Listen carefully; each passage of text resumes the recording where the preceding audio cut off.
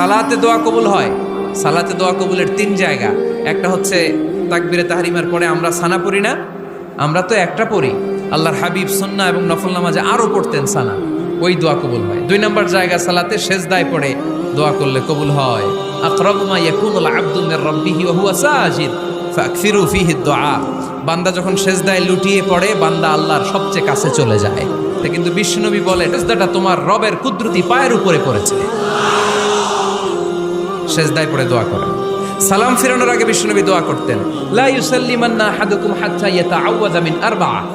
আল্লাহর হাবিব বললেন, 4 জিনিস থেকে পানাহানা আছে আমার কোন উম্মত যেন সালাম না ফিরায়। তারা যেন পড়ে, আল্লাহুম্মা ইন্নী আউযু বিকা মিন আযাবিল কবর, আউযু বিকা মিন আযাবি জাহান্নাম, আউযু বিকা মিন ফিতনাতিল মাহইয়া ওয়াল মামাত, আউযু বিকা মিন ফিতনাতিল মাসিহিদ দাজ্জাল।